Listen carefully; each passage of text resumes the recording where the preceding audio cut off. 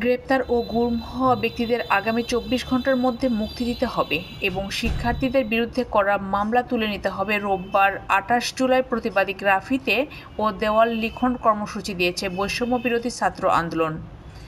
শনিবার 27 জুলাই রাতে online platform Google মিটের সংবাদ সম্মেলনে নেতারা এই ঘোষণা দেন।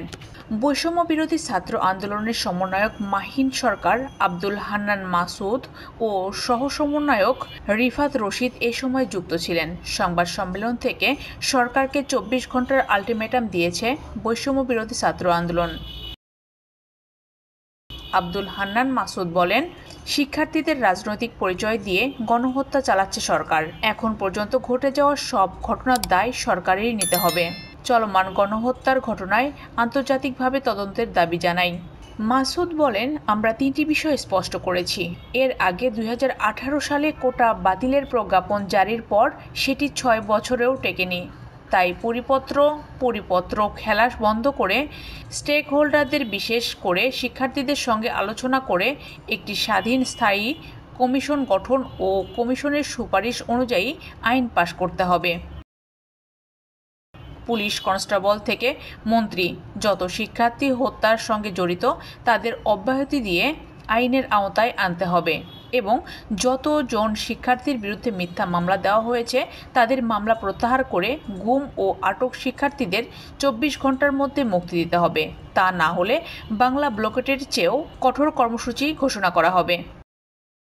নেতারা বলেন, দাবি না মানলে আরও কঠিন কর্মসূচি দেওয়া হবে। আমরা আর ঘরে বসে থাকব না, রাস্তায় নেমে আসব। আন্দোলনের সমন্বয়ক রিফাত রশিদের সঞ্চালনায় সংবাদ সম্মেলনে আন্দোলনের সমন্বয়ক আব্দুল হান্নান মাসুদ, মাহিন সরকার উপস্থিত ছিলেন। সম্মেলনের প্রধান নেতা বলেন, এক বাজে অবস্থায় আমরা আপনাদের সামনে এসেছি। এ সময় বিভিন্ন জাতীয় পত্রিকায় প্রকাশিত বিভিন্ন সংবাদ তুলে ধরে নিহত ও আহতের বর্ণনা দেওয়া হয়। প্রধানমন্ত্রীর র্যাব হেলিকপ্টার দিয়ে পানি দিয়ে আগুন নিভিয়েছে বক্তব্যও প্রত্যাখ্যান করেন নেতারা। তারা প্রশ্ন রেখে বলেন, রাজপথের ছাত্রলীগের যেসব নেতাকর্মী শিক্ষার্থীদের ওপর আক্রমণ করেছে তাদের কি গ্রেপ্তার করা হয়েছে? কোটা সংস্কার আন্দোলনের এক দফা বাস্তবায়ন হয়নি দাবি করে বিশ্ববাসীর কাছে গণহত্যার বিচার দাবি করেছে বৈষম্য বিরোধী ছাত্র আন্দোলন। এ সময় আন্দোলনের প্রেক্ষাপট তুলে ধরেন বৈষম্য বিরোধী ছাত্র আন্দোলনের সমন্বয়ক মাহিন সরকার।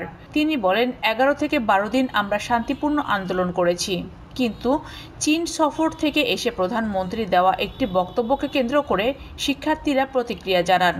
এখন সরকারের পক্ষ থেকে ছাত্রদের দাবি মেনে নেওয়া হয়েছে বলা হলেও তা সত্য নয়। আমরা সরকারের সঙ্গে আলোচনায় বসতে রাজি না। আমাদের প্রতিরোধ জারি থাকবে। আমাদের সঙ্গে সাধারণ মানুষও যোগ দিয়েছেন। তারা বলেন, সহিংসতা ও মৃত্যুর ঘটনা সরকারের পক্ষ থেকে দুঃখ প্রকাশ করা হয়নি, বরং শিক্ষার্থীদের রাজনৈতিক ট্যাগ দিয়ে অপরাজনীতি করা হচ্ছে। এর দায় সরকারকেই নিতে হবে।